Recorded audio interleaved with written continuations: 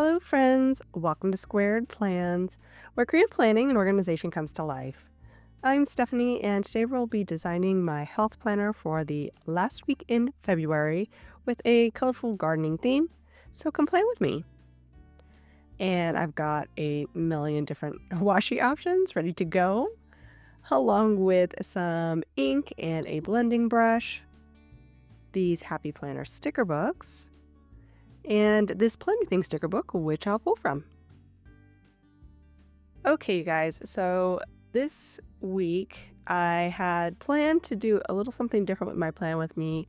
However, I'm gonna have to postpone that option for another video. I was gonna try to get into some design techniques and tips with this spread, but it was a little bit more challenging to put together than I originally thought it would be. And so I'm just going to do a simple plan with me on this one.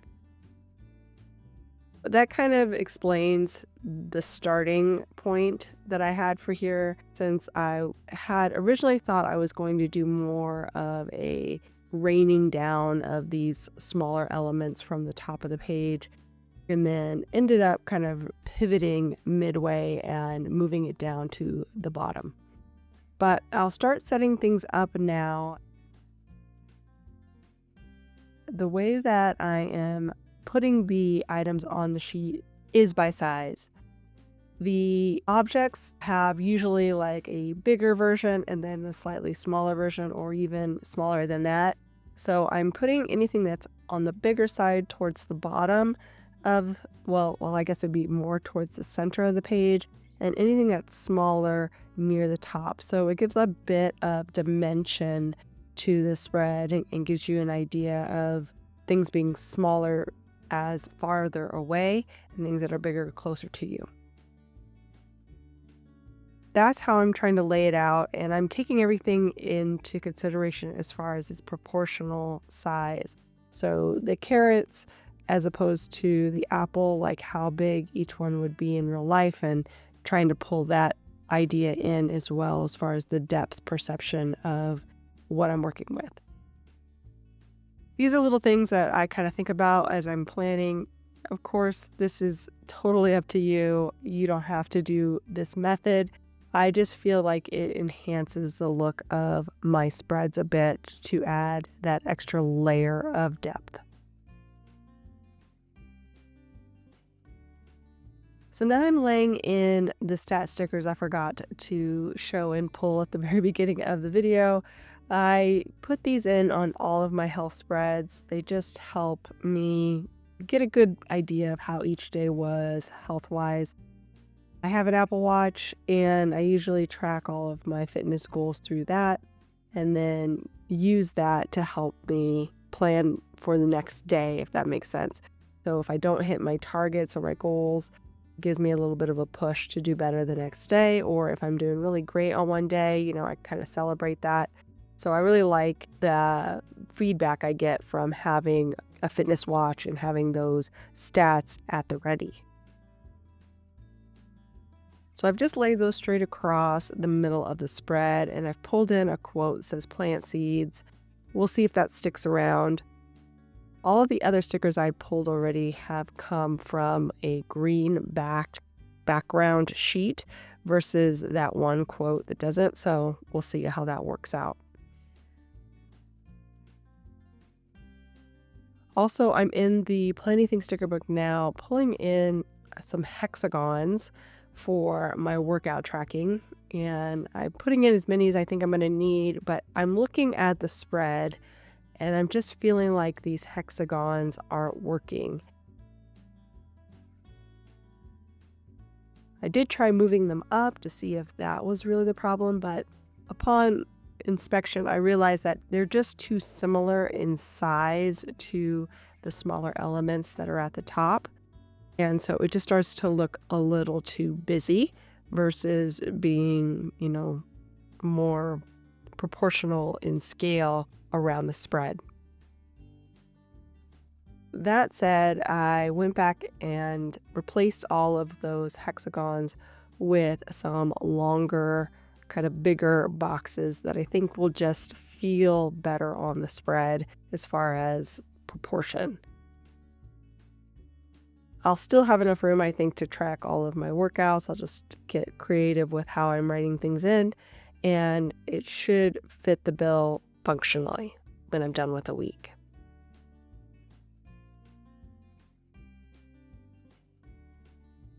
So I've just laid those across, and then as I put them on the spread, I realized that it kind of gives me a flower box vision.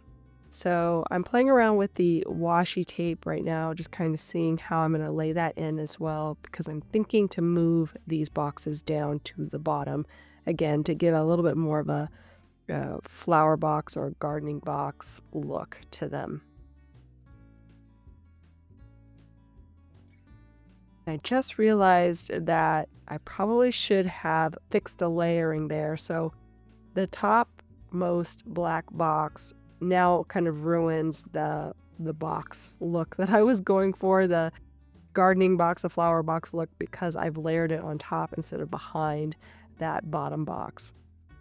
I probably will go back and fix that now that I'm looking at it. I don't think I did it before this video was done, but I'm looking at it now and I'm like, it doesn't feel right to me now. So I'm just going to go back and fix that off camera.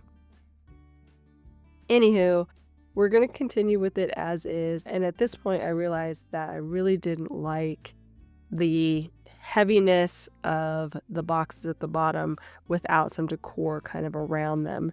Also, too, I needed space for another functional item I track each day, which is my food log. So I had to pull all of those elements that I had put at the top down, kind of intersperse them around the boxes to make this spread both functional and also just create a little bit of a different vibe than I had originally intended, but I think will work out for the best.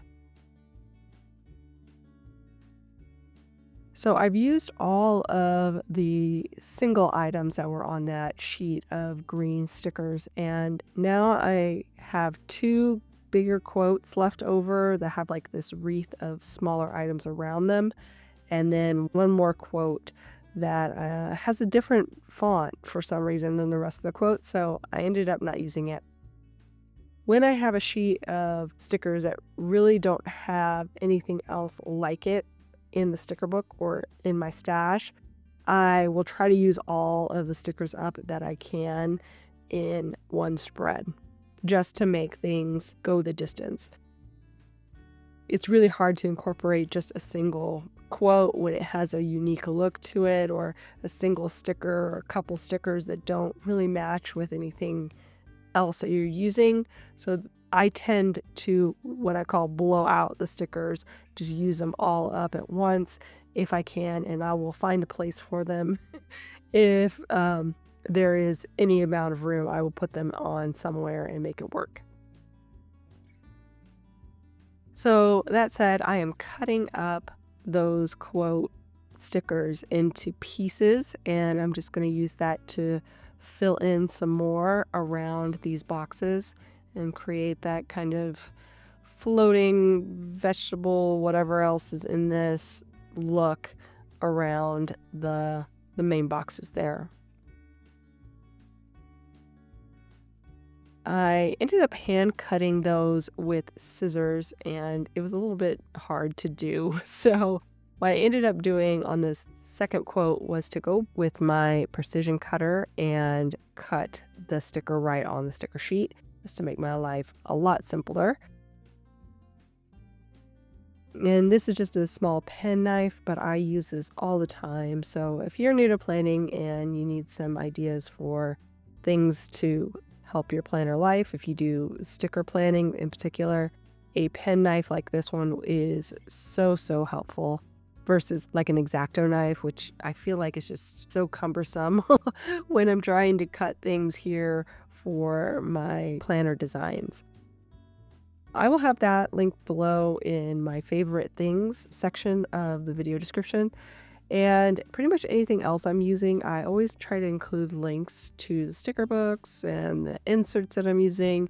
Anything that I can think of that you may want more information about, I will put those down in the description of the video so you can check those out at your leisure. If there's ever anything that you can't find, feel free to reach out in the comments and I'll be happy to help.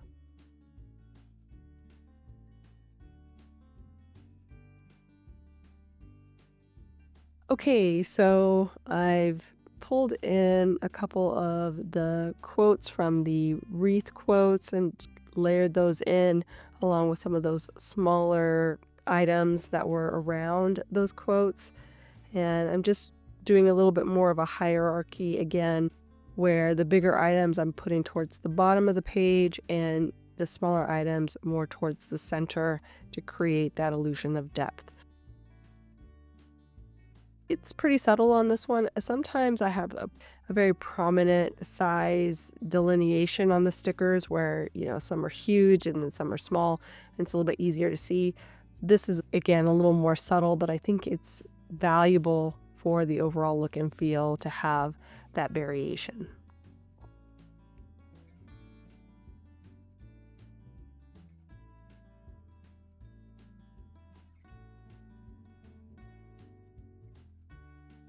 I've laid in a couple of the layered washi tapes that I decided to use here. It's going to be quite a bit of green with the background that I'll be using, so I thought I would focus more on the orange in the washi just to pull out that color scheme a little bit more and keep it to this 2 to 3 color scheme overall. It's mainly going to be green and orange as the main colors. Variations of tone of those two colors. There's a dark green, there's a light green, there's a light orange, there's a real red, deep orange color as well, and everything in between. But overall, I'm sticking to an orange and green theme with black accents. Black doesn't really count as a color, in my opinion. It's more of a tone, and I think it helps to add a little bit of contrast to the spread. But overall, the color scheme is a 2-color scheme. So I've pulled in the washi tape as I mentioned, and I've also added an orange box into the sidebar to add a little bit more of something there. I think the orange looks good, but now it is creating a little bit of an imbalance of orange, in my opinion, on the left side. So I'm just going to leave that there and let's see what else I can come up with in the meantime, because I do like the way that it looks in the sidebar.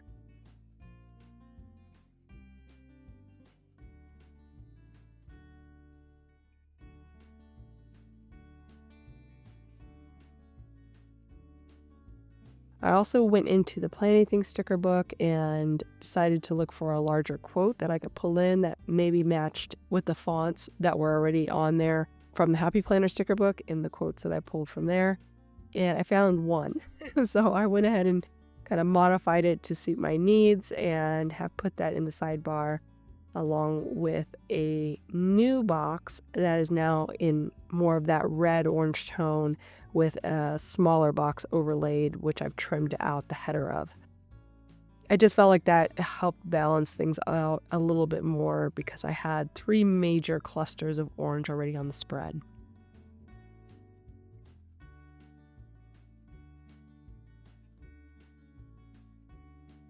Okay, so I'm on to the background laying process, and I'm using a chalk ink and a blending brush for this step.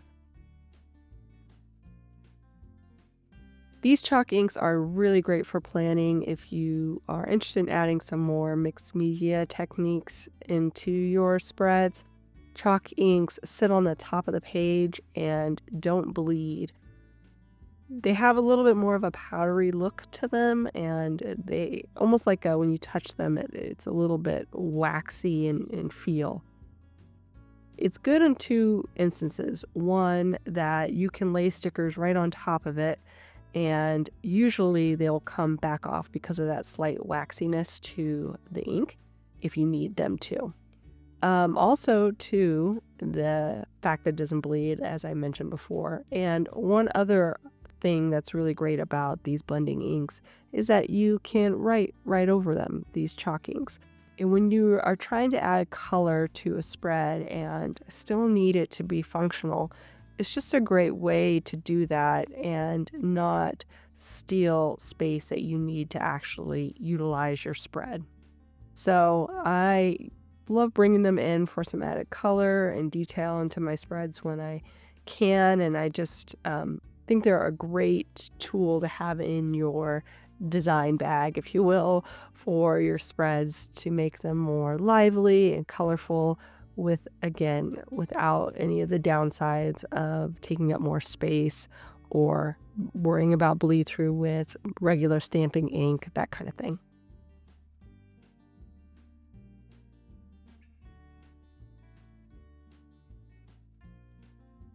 So I've dropped in the top washi set and I just needed to get it straightened out. It was coming in crooked. I don't know what was happening there, but I got it worked out.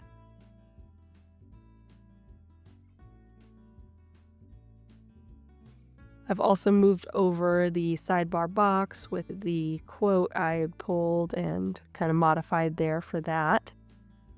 And now we're going to try to roll off these stickers from the wax paper. But before we do that, I'm going to use my white gel pen here and just white out the lines that are black on the spread.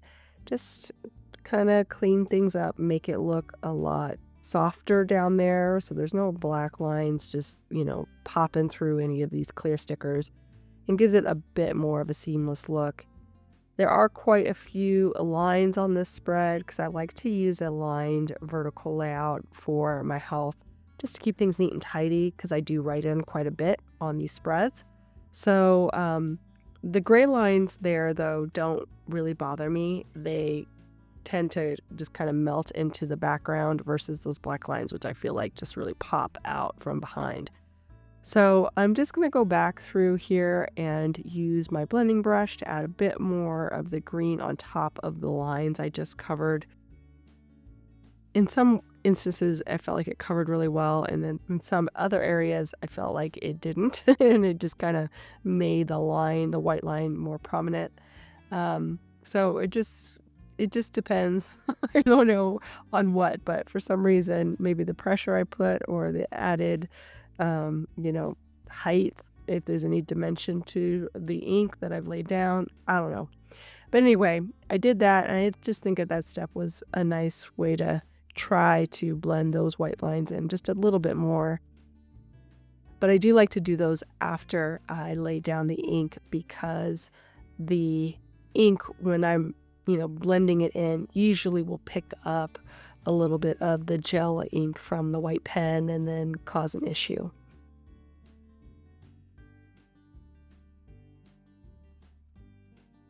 I've started this roll off and got caught up on the wax paper, just where the box was from behind.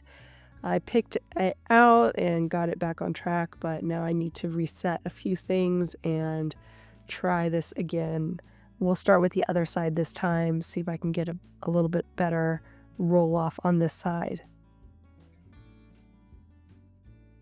The rolling off of stickers really works great when everything's touching, but in this spread, nothing is touching, so except for those larger boxes. So it's really more challenging because you really have to go step by step to roll it off. But I wanted everything to be pretty much exactly where it was on the wax paper, so I didn't end up moving things over one by one. Again, a little bit of a challenge to move it over, but I really do like the wax paper for pre-planning out my design before I commit it to the page because it's just so much harder to move stickers once they've touched paper for the most part.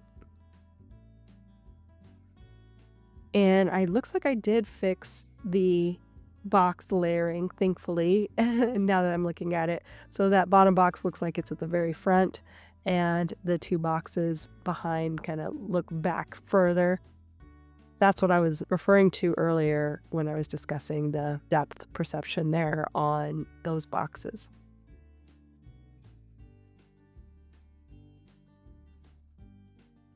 Anywho, everything is looking good. I'm just going to go ahead and do some trimming.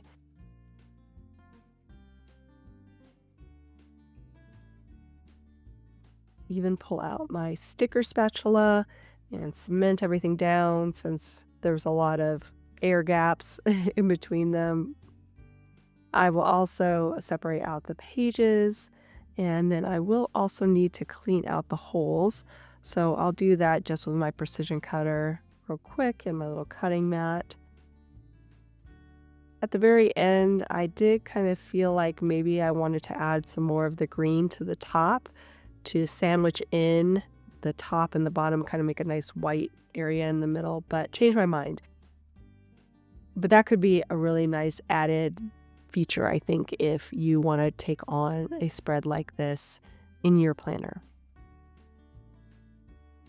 And lastly, I am going to put in some extra texture with just my fine liner pen here. There were a couple of stickers that had some black little clusters of dots to add a little bit of texture, and I just wanted to enhance that a bit more, so I'm just going to go in with my pen and do it manually with ink. Once I am done with that, you guys, we will be done, friends. So I hope you enjoyed this video. If you did, please give it a thumbs up down below. Also, too, go ahead and leave me a comment if you'd like to get in touch. And think about subscribing to my channel if you haven't already, if you'd like to see more of my videos. Thanks so much for watching. I really appreciate it. And we will see you next time. Bye!